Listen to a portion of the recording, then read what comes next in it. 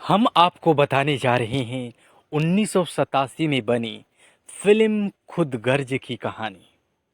Film खुद गर्ज एक भारतीय हिंदी एक्शन ड्रामा फिल्म थी जिसका निर्माण और निर्देशन राकेश रोशन ने किया। और इस फिल्म का निर्माण क्राफ्ट के बैनर तले किया, जिसमें मुख्य भूमिका में जितेंद्र, शत्रुघ्न सिन्हा, गोविंदा, भानुप्रिया, अमृता सिंह और नीलम कोठारी थीं। संगीत राजेश रोशन ने दिया और यह फिल्म अभिनेता राकेश रोशन के निर्देशन में बनी पहली फिल्म थी। फिल्म खुद गर्ज, जिसकी पटकथा मोहन कौल और रवि कपूर ने लिखी, कहानी राकेश रोशन का था। और फिल्म खुद गर्ज का छायांकन पुष्पल दत्ता ने किया, संपादित नंद कुमार ने, और संगीत जैसा कि दिया राजेश रोशन ने। और 31 जुलाई 1987 को फिल्म रिलीज हुई। 158 मिनट की ये फिल्म थी। इस फिल्म को 1988 में तेलुगु में प्राण स्नेहिथुल्लु के नाम से बनाया गया, फिर 1992 में तमिल में अन्नामलाई के नाम से, जिसे 1993 में तेलुगु में कोंडापल्ली राजा के नाम से बनाया गया। 2003 में कन्नड़ में कोंकण के नाम से बनाया गया। यह फिल्म जेफरी आर्चर के 1979 के उपन्यास केन एंड एबेल पर आधारित था। फिल्म खुद गर्ज की कहानी की शुरुआत होती है। खुद गर्ज दो बचपन के दोस्तों अमर सक्सेना और बिहारी सिन्हा की कहानी है। अमर एक अमीर परिवार का लड़का है और उसी उम्र का अनपढ़ बिहारी जो एक गरीब परिवार से आता है। अमर को जया नाम की एक फुलवासी से और बिहारी को लता नाम की एक मजदूर से प्यार हो जाता है और दोनों जल्द ही शादी कर लेते हैं। अमर के पिता ब्रिजभूषण सक्सेना एक धनी होटल व्यवसायी हैं जो अपने बेटे को शादी के तोहफे में एक 5 सितारा होटल देना चाहते हैं। होटल के निर्माण के लिए जमीन बिहारी की है। बिहारी ने पहले उस जमीन को बेचने के कई प्रस्ताव ठुकरा दिए थे, क्योंकि वो घर और जमीन उनकी पुश्तैनी संपत्ति है। जब अमर बिहारी से जमीन बेचने का अनुरोध करता है तो बिहारी मान जाता है, क्योंकि उसका पुराना रिश्ता है। और हालांकि ब्रिजभूषण के कहने पर एग्रीमेंट इस तरह तैयार किया जाता है कि अमर और ब्रिजभूषण जमीन के एकमात्र मालिक बन जाते हैं। बिहारी सद्भावनापूर्वक सद्भावनापूर्वक एग्रीमेंट पर अपना अंगूठा लगा देता है और अपनी पुश्तैनी संपत्ति गंवा देता है। 5 सितारा होटल बनकर तैयार हो जाता है, लेकिन उद्घाटन के दौरान कुछ लोग बिहारी के घर की, जो 5 सितारा होटल के परिसर में ही है, निंदा करते हैं और कहते हैं यह एक बदसूरत जगह है जिसे गिरा देना चाहिए।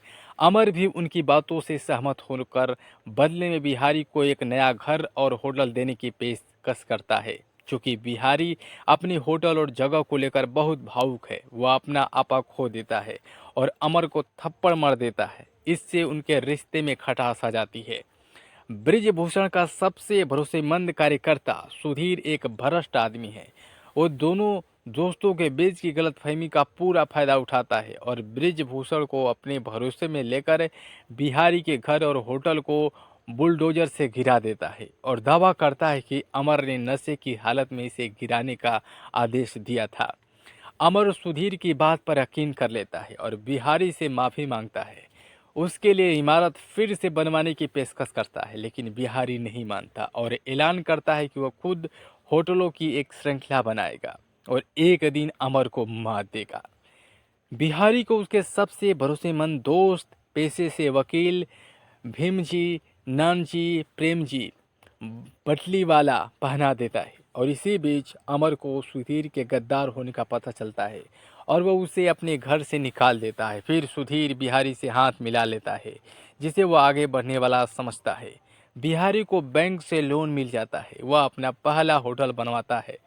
वह अपनी बहन ललिता की शादी सुधीर से तय करता है। अमर और उसकी गर्भवती पत्नी जया को भी शादी में बुलाया जाता है और वे वहां पहुंच जाते हैं, लेकिन सुधीर परिस्थितियों को इस तरह बदल देता है कि अमर और बिहारी का आमना सामना न हो। इस जाल में फंसकर जया घायल हो जाती है और अमर उसे अस्पताल ले जाता है। जहां वो एक बेटे को जन्म देती है और मर जाती है। धीरे धीरे बिहारी और भी कामयाब होता जाता है। उसकी पत्नी एक बच्चे को जन्म देती है। सुधीर बिहारी की अशिक्षा का फायदा उठाकर उससे कोरे कागज पर दस्तखत करवा लेता है और इस तरह बिहारी का बराबर का हिस्सेदार बन जाता है। किस्मत से अमर और बिहारी के बेटे और बेटी अपने अपने परिवारों की दुश्मनी के बारे में जानते हुए भी एक दूसरे से प्यार करने लगते हैं। बिहारी की पत्नी लता हालत बिगड़ने से पहले अमर के घर जाने का फैसला करती है।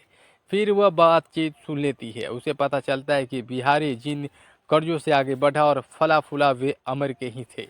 बिहारी की बहन ललिता जो अपने पति सुधीर के हाथों शारीरिक शोषण झेल रही है, वो पता चलता है कि सुधीर उसके भाई को मारने की योजना बना रहा है। वो तुरंत बिहारी की सुरक्षा के लिए अमर के पास जाती है। लता बिहारी को बताती है कि उस अमर उसका कितना बड़ा हितैषी रहा है। बिहारी यह जानकर टूट जाता है और अमर के पास जाकर सुलह कर लेता है। दोनों दोस्त सुधीर का सामना करते हैं और उसकी पूरी तरह पिटाई करते हैं, लेकिन उसे जान से नहीं मारते क्योंकि उसकी शादी बिहारी की बहन ललिता से हुई है। फिल्म खुदगर्ज की कहानी यहाँ तक समाप्त हो जाता है। और इस फिल्म में सभी किरदारों की बात करें तो जितेंद्र अमर सक्सेना का किरदार निभाए, शत्रुघ्न सिन्हा बिहारी भुवनेश्वर प्रसाद सिन्हा के रूप में किरदार निभाए, अमृता सिंह लता सिन्हा बनी, भानुप्रिया जय सक्सेना गोविंदा कुमार सक्सेना का किरदार निभाए, नीलम कोठारी ज्योति सिन्हा का किरदार निभाए और कादर खन्ना एडवोकेट भीमजी काजी बटलीवाला के रूप में थे, सईद जाफरी ब्रिजभूषण सक्सेना बने, किरण कुमार सुधीर का किरदार निभाए, सुधीर दलवी के देशमुख के रूप में थे और स्पोर्ट्स क्लब में प्रवीण कुमार विशाल काय के रूप में दिखाई दिए और घनश्याम ने किरदार निभाया, दिनेश हुंगू भी थे, ऋषि कपूर सिंगिंग ट्रैम्प अतिथि की भूमिका निभाई।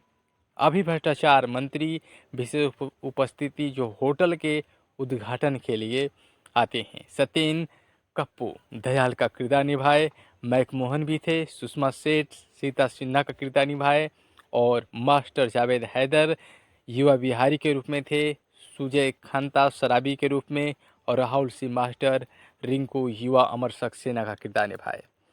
अब बात करते हैं फिल्म खुदगर्ज में गीत और संगीत की। तो इस फिल्म में गीत इंदिवर ने लिखे, संगीत राजेश रोशन ने तैयार किया। फिल्म में सबसे हिट गाना था जिंदगी का नाम दोस्ती। ये नितिन मुकेश ने गाया और इसको 2 बार गाया जाता है।